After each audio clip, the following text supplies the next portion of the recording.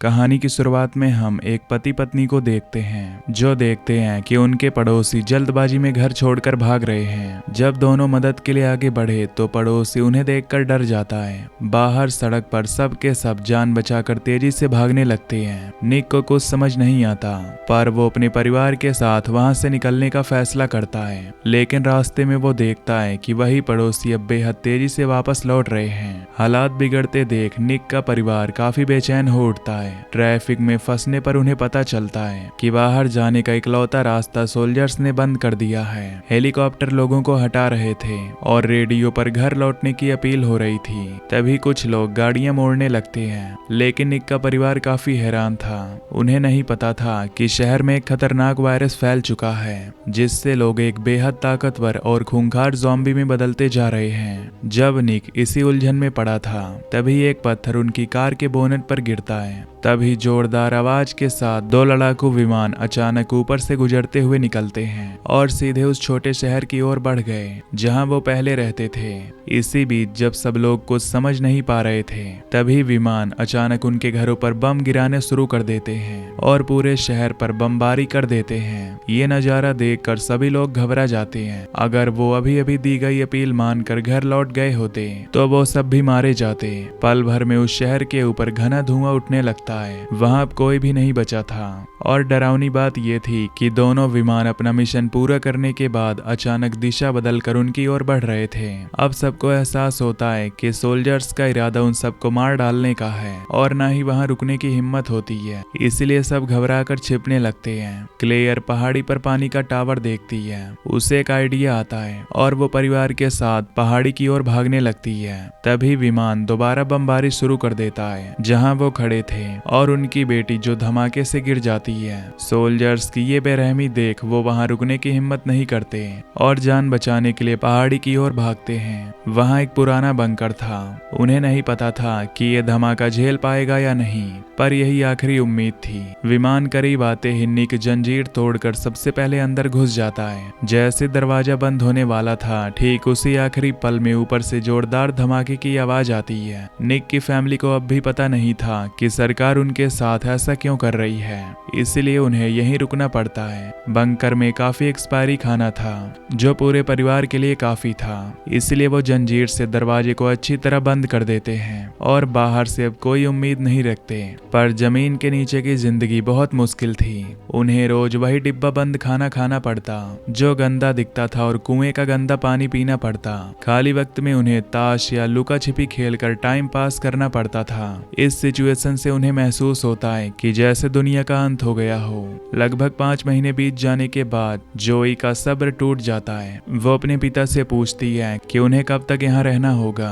निक के पास कोई जवाब नहीं था। वो बस उसे दिलासा देता है कि वायरस खत्म होने और सब ठीक होने पर ही वो बाहर निकल पाएंगे। पर ये इंतजार 300 दिनों से भी ज्यादा चलता है। जोई कई बार वेंटिलेशन से बाहर देखती है, पर हर बार वही तबाही दिखती है। जले हुए घर और सूखी टहनियां, जीवन का कहीं नामो निशान नहीं था। फिर भी जोई ने उम्मीद नहीं छोड़ी। वो अपने पेरेंट्स के सोते ही चुपचाप सीढ़ियां चढ़कर जोर जोर से जंजीर खींचने लगती है ताकि बाहर निकल पाए। लेकिन उस समय किसी ने भी ये बिल्कुल नहीं सोचा था कि उनकी बेटी द्वारा की गई इस तेज आवाज उनके लिए बड़ी और भयानक मुसीबत लाने वाली है। जैसे ही जोई बंकर का गेट खोलने लगती है, तभी सही समय पर उसके पेरेंट्स वहां आ जाते हैं और जोई को रोक देते हैं, जिससे तीनों की जान बच जाती है। लेकिन जैसे ही जोई खाने के लिए एक टीन का डब्बा खोलती है तो वो अंदर से खाली होता है। क्लेयर तुरंत बाकी बचे डिब्बों की जांच करती है। सारे डिब्बे अब पूरी तरह खाली थे जिन्हें चूहे ले गए थे। वो तीनों समझ जाती हैं कि चूहे वेंटिलेशन के जरिए अंदर बाहर जा रहे हैं। क्लेयर अपनी बेटी को कहती है कि कल तुम्हारे डैड ऊपर जाकर खाना ढूंढ लाएंगे। तभी उसकी बेटी का ध्यान पीछे से आती आवाज पर जाता है। चूहे फिर से अंदर आ गए थे। ये देखकर निक तुरंत अपना चाकू निकाल लेता है, जैसे वो चूहे के टुकड़े टुकड़े कर देगा। वो झुककर धीरे धीरे आगे बढ़ता है। निक पूरी ताकत से वार करता है लेकिन चूहा भागने लगता है। निक पलटकर फिर से वार करता है लेकिन निशाना फिर से चूक जाता है। पर तभी अचानक क्लेयर बेरहमी से उस पर हमला कर देती है। निक पहली बार अपनी पत्नी को ऐसा करते हुए देखता है, पर वो समझ गया था कि हालात इंसान को बदल देते हैं। लेकिन अभी वह संभले भी नहीं थे कि जलने की गंध आती है। क्लेयर देखती है कि चूहा भागते समय लैंप गिरा गया था जो अब आग पकड़ चुका था।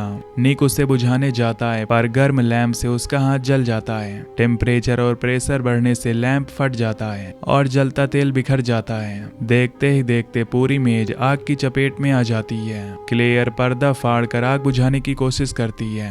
वहीं निक कुएं से आधी बाल्टी पानी निकाल कर आग पर डाल देता है। दोनों मिलकर आखिरकार आग पर काबू पा लेते हैं, लेकिन घना धुआं वेंटिलेशन से बाहर निकल जाता है। इससे उनका ठिकाना उजागर हो सकता था। इसलिए पूरा परिवार चुपचाप प्रेयर करने लगता है कि कहीं अंधेरी रात में उन राक्षसों जैसे दिखने वाले ज़ॉम्बियों को ये धुआं ना दिखे। सभी डर के साए में पूरी रात काटते हैं। अगली सुबह निक और भी डरावनी बात देखता है। आईने पर धुएं की मोटी परत जम गई थी। इसका मतलब था कि धुआं बाहर निकलने के साथ साथ वेंटिलेशन के आसपास भी काली परत जमा कर गया था। ज़ॉम्बियों की नजर से बचने के लिए दोनों बाहर सफाई करने का डिसाइड करते हैं। वो जंजीरें खोलकर सुनते हैं कि बाहर कोई हलचल नहीं थी और दोनों बाहर जाते हैं। जोई बेस में अकेली रह जाती है। काफी देर तक दोनों वापस नहीं लौटते।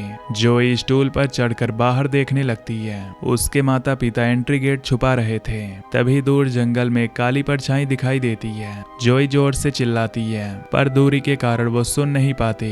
घबरा कर वो डर भूल जाती है और सीढ़ियां चढ़ते हुए गेट खोलकर बाहर निकल आती है। लेकिन बाहर एकदम सन्नाटा था। जोई अपने पेरेंट्स को देखकर खुश होने की बजाय घबराते हुए लगातार बड़बड़ाती रहती है। तभी अचानक जोई सामने की ओर इशारा करती है और तब उन्हें पता चलता है कि जोई एक हिरन को देखकर डर गई। निक राहत की सांस लेते हुए अपनी बेटी को सहलाता है, लेकिन क्लेयर हैरान थी कि हिरन आखिर भाग क्यों रहे थे। आखिर उनके पीछे क्या था जो उन्हें दौड़ा रहा था। खतरे का एहसास होते ही सब लोग जल्दी से बेस में लौट आते हैं। निक लकड़ी और लोहे की जंजीर से दरवाजे को अच्छी तरह बांध देता है और कई ताले और सुरक्षा इंतजाम कर लेता है। तब जाकर वो शांत होकर बाहर की हलचल सुनने लगता है और उसे सचमुच बाहर से साफ साफ कदमों की आवाज सुनाई देती है जो धीरे धीरे पास आती जाती है और आखिरकार उनके ऊपर आकर रुक जाती है। जैसे उस ज़ॉम्बी को यहाँ कुछ अजीब महसूस हुआ हो, मानो वो कुछ ढूंढ रहा हो। निक उन कदमों की आवाज का पीछा करते हुए सीधे बंकर के दरवाजे के नीचे आकर रुक जाता है। तभी अचानक गेट बजते ही वो डर जाता है। निक और क्लेयर प्रेयर करने लगते हैं कि गेट खुल न जाए। अचानक ज़ॉम्बी दरवाजा खींचना शुरू कर देता है। दरवाजा जंजीरों से बंधा था, लेकिन उसे रोकना नामुमकिन था। जल्द ही जंजीरें टूट जाती हैं और दरवाजा धीरे धीरे खुलने लगता है। क्लेयर सीढ़ियों पर चढ़कर जंजीरों को थाम लेती है और पूरी ताकत से उसे बंद रखने की कोशिश करती है। निक जल्दी से पानी की पाइप तोड़ देता है ताकि दरवाजे को अटका सके, लेकिन जब वो ऊपर चढ़ता है तब तक बहुत देर हो चुकी थी। ज़ॉम्बी जोर लगाकर लोहे का दरवाजा उठा देता है। निक लोहे की पाइप से उसके चेहरे पर जोरदार वार करता है। ज़ॉम्बी को अचानक इस हमले की उम्मीद नहीं थी और वो पीछे हट जाता है। निक तुरंत लोहे की पाइप से दरवाजा अटका देता है, लेकिन अब वो सभी जानते थे कि इस बंकर का पता चलने के बाद और भी ज़ॉम्बी यहाँ आ जाएंगे। जल्द ही तीनों निराश होकर सीढ़ियों के पास बैठ जाते हैं कि शायद वो ज़ॉम्बी हार मानकर लौट जाएं, लेकिन ऐसा नहीं होता। करीब 20 मिनट बाद स्टोर रूम की अलमारी जोर जोर से हिलने लगती है। ऊपर से भारी कदमों की कई सारी आवाजें आने लगती है और ज़ॉम्बियों का झुंड वहां पहुंच जाता है और उस मजबूत लोहे के दरवाजे पर हमला करने लगते हैं। जैसे ही लोहे का दरवाजा गिरता है, गेट पर कई सारी आंखें चमकने लगती हैं। डर कर निक अपनी पत्नी और बेटी के साथ स्टोर रूम में जाकर छिप जाता है। ज़ॉम्बियों को रोकने के लिए वो पर्दों में आग लगा देता है। अब पीछे हटने का कोई रास्ता नहीं था। तभी ज़ॉम्बीज देखते हैं कि वेंटिलेशन शाफ्ट ऊपर तक जाता है। निक मेज पर चढ़ता है और डंडे से ऊपर लगी लकड़ी की पट्टी को तोड़कर खोल देता है। फिर वो अपनी पत्नी को उठाकर ऊपर चढ़ा देता है। सभी ज़ॉम्बी एंट्री गेट से बंकर में घुस गए थे। अब ऊपर कोई नहीं था। यही भागने का सबसे अच्छा मौका था। इसके बाद वो मुड़कर अपनी बेटी को भी बाहर निकाल लेता है। अब बंकर में सिर्फ निक बचा था। बिना रुके वो वेंटिलेशन शाफ्ट से निकलने की कोशिश करता है, पर उसके कंधे फंस जाते हैं और वो बाहर नहीं निकल पाता। क्लेयर पूरी ताकत से उसे खींचती है, पर वो जरा भी नहीं हिलता। निक समझ जाता है कि उसका शरीर इससे बाहर नहीं निकल सकता। ज़ॉम्बीज़ अंदर घुसने लगते हैं। तभी निक ना चाहते हुए भी दांत खींचकर अपनी ही बांह तोड़ डाली। क्लेयर ये देखकर एक पल भी देर नहीं करती।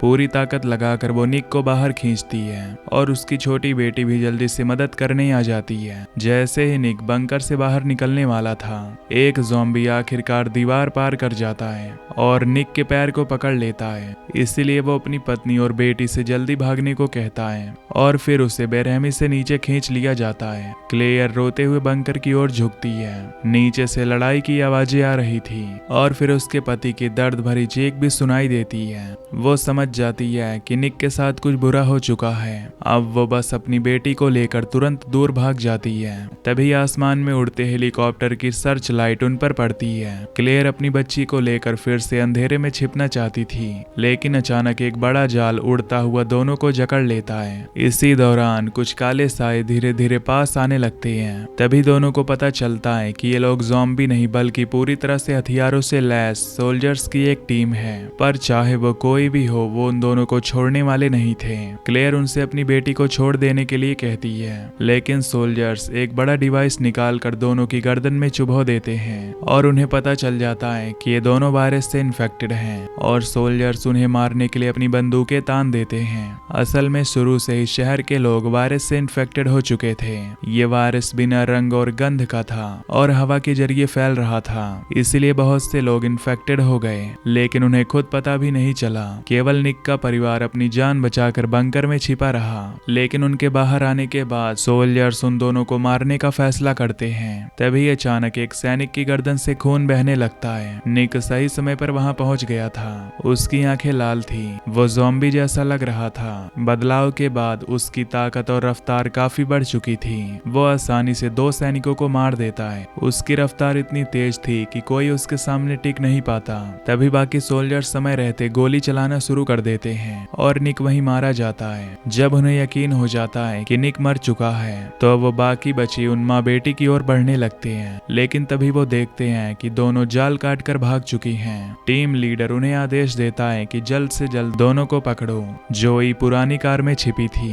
आहट सुनते ही वो नीचे छिप जाती है। तभी क्लेयर तेज चाल से पलटवार करती है और निक की तरह कई सोल्जर्स को मार देती है, लेकिन सोल्जर्स उसे गोली मार देते हैं और आखिर में वो बोनट पर गिर पड़ती है। कार में छिपी जोई ये सब देख लेती है और रोते हुए अचानक उसके शरीर में भी बदलाव होने लगता है। जैसे एक सोल्जर क्लेयर को मारने बढ़ता है, जोई उसे जमीन पर गिराकर मुक्कों से मारना शुरू कर देती है, पर तभी घायल क्लेयर उसे रोक देती है। वो नहीं चाहती कि उसकी बेटी के हाथ से खून हो, वो कातिल बने। लेकिन तभी अचानक वो क्लेयर पर ही हमला कर देती है। लेकिन फिर जोई अपने असली रूप में आ जाती है। वो सोल्जर भी अब इस वायरस से इन्फेक्टेड हो गया था। अब जैसे जैसे उनकी तलाश में निकला हेलीकॉप्टर पास आता जाता है, क्लेयर अपनी बेटी को लेकर भागने लगती है। कचरे का ढेर पार करके उन्हें एक सीक्रेट बंकर दिखता है और दोनों उसमें चले जाते हैं। चारों तरफ घना अंधेरा था। तभी अचानक क्लेयर को तेज रोशनी दिखाई देती है और उन्हें उनके पड़ोसी का बच्चा मार्को मिलता है। वो दोनों को साथ लेकर आगे बढ़ता है